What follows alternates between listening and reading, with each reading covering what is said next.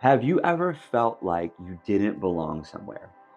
That you were doing something, speaking, writing, in with a group of friends, at work, whatever it might be, starting a new project, and you felt like an imposter, like you don't belong?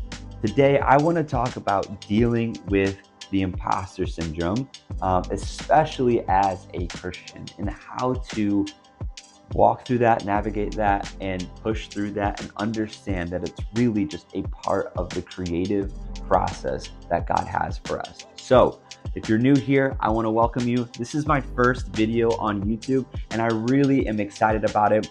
And I'm going to share my heart and all that stuff. But first, you please like, subscribe, and click the bell, all of that stuff, because that's just what you got to do to help out with the algorithm. Okay, cool. So first, my name is Christian and I am a Christian. It's been a long time coming for me to start this YouTube channel, but to be honest, it feels like I'm an imposter. I'm sitting in my home and I'm looking at my iPhone camera and I'm talking into a microphone and my dog's looking at me like, who are you talking to right now? But I want to talk about this imposter syndrome because I feel like a lot of people want to start something creative, want to start something new, want to do something that is outside of their comfort zone, and they stop at the process because they feel like an imposter. They feel like they don't belong. And I want to talk about that today because I feel that way right now. But I'm telling you, I know it to be true. I've seen it on other people, and I've seen it in my own life that you think people care about it in a way that's like negative. You think people are thinking negative thoughts about you. But in my experience, most people either don't care or they're pretty like neutral about it, or they are happy for you that you're doing something new, that you're trying something else out. And if they're not, then it's like that says more about you than it does me. So um, to me, the imposter syndrome specifically is not feeling like you belong, feeling like you're wearing a mask, feeling like a stranger, feeling like you can like that awkward feeling that you can feel your body, and then you're just like, this is so weird. I hate this moment. And that is a natural part of the creation process, like creating something. That's a natural part of stepping out and taking risks and trying something new. It's a natural part of learning. Like, remember when you were a kid and you had to learn how to ride a bicycle? You were so excited. I'm sure if you can remember, you were so excited, but you didn't feel like you belonged and you needed help. You needed things alongside of you, whether it was training wheels or your mom or your dad or guardian watching over you. You needed help to get started because you couldn't quite do it yet.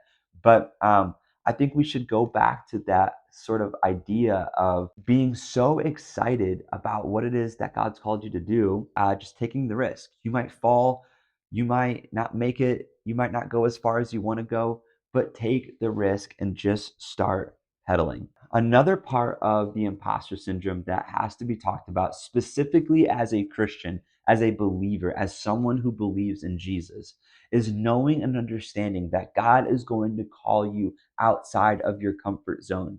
And it's not going to feel comfortable. And that's the whole point. It's the whole idea. You have to take a risk. You have to step out and and take a step and a leap of faith, believing that God is going to do something unique and miraculous in your life. You have been called to do something by God.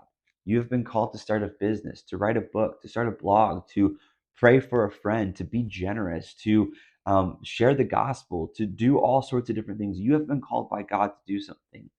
And every time you do it, it's like going to the gym for the first time. It feels awkward. It feels strange. It feels weird. But once when you actually step out in faith and do it, it'll change your life. Just stepping out and taking risks in faith, it's exhilarating. It's so exciting. God's going to do something new. And that's how, in a large way, you embrace the imposter syndrome. Don't run away from it. Don't hide from it. Don't be afraid of it. Embrace it.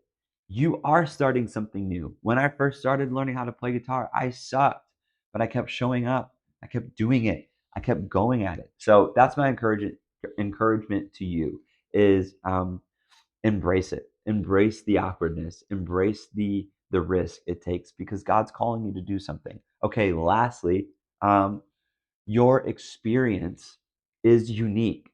Your voice is unique. Your perspective is unique. And so I encourage you that with the whole imposter syndrome thing, feeling like you don't belong, let me tell you, if God's spirit is on the inside of you, you belong in the arena. God has something in you specifically to say using your experience, your talent, your voice, your perspective, your background, the way you look, the way you don't look.